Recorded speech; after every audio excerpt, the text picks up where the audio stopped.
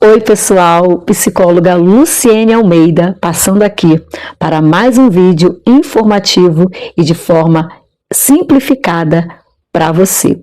Mas antes de iniciar o tema que eu quero abordar, eu quero fazer uma pergunta para vocês. Como que você está hoje? Como que está teu pensamento? O que você está sentindo? Parou para pensar? Como que está a vida? Está refletindo? Te dou esse tempinho. Pensou? Vamos lá, vamos para o tema. Hoje eu quero trazer um tema bem contemporâneo. Que tema é esse, Luciene? Depressão. E de uma maneira bem específica. Que maneira é essa? Eu quero falar para um contexto no qual eu conheço e atendo pessoas dessa realidade. Fazendo uma pergunta para vocês.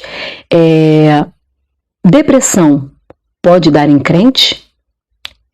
Evangélico tem depressão? É possível isso? Como assim? Nossa! Crente com depressão? Vamos compreender um pouquinho sobre depressão? Quando a gente fala de depressão, nós estamos falando, segundo a OMS, de uma doença muito séria. A depressão, ela é um transtorno psiquiátrico.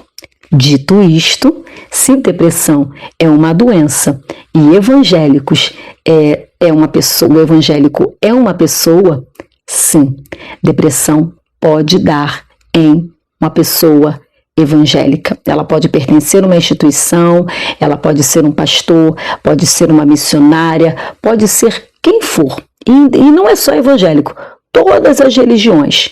Todas as pessoas de todas as religiões e classes, elas podem ter depressão, porque é um ser humano.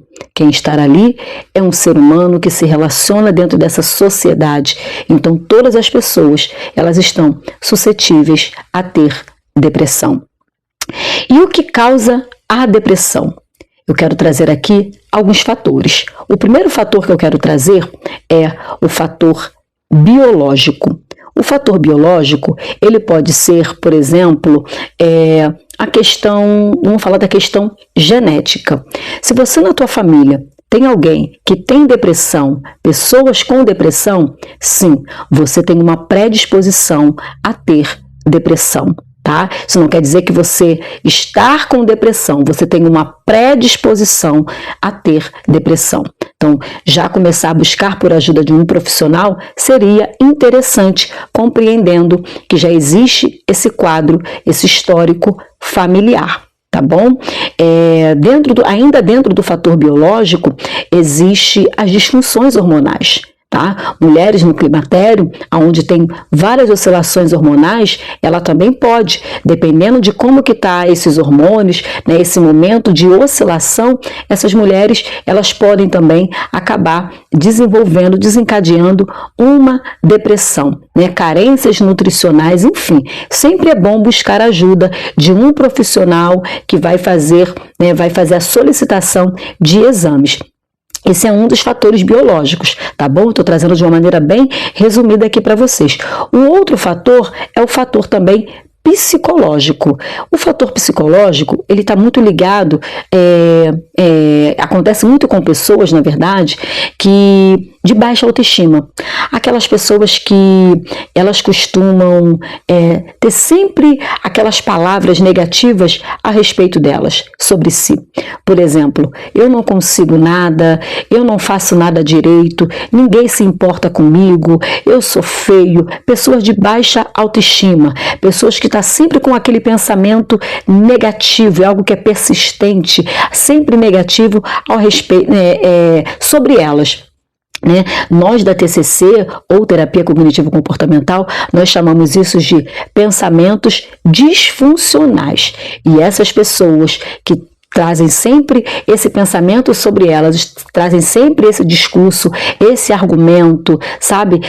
Esse olhar de desvalor, né? Se desvalorizando, é uma pessoa assim, que ela tem essa disposição para ter uma depressão. Um outro fator é o fator social. Quando a gente fala do fator social, nós estamos falando de situações, contingências, coisas que a vida propõe, coisas que a vida, sem que você peça, né? Sem que você vá atrás, né? Simplesmente acontece. São fatores sociais. Por exemplo, uma perda por morte, uma perda de emprego, uma perda de um relacionamento. Tudo isso pode desencadear, sim, uma depressão. É muito comum, né? A pessoa ela não consegue se ressignificar, ela não consegue ter um outro olhar, né, para a vida, e a pessoa acaba, né, de alguma maneira, né, fica triste e vai tendo aquela tristeza profunda, e isso pode também desencadear uma depressão, né? São perdas que a pessoa vai tendo, são perdas por morte, perdas simbólicas. Isso faz com que essa pessoa também tenha essa depressão. Acho que é interessante também observar o comportamento desse indivíduo.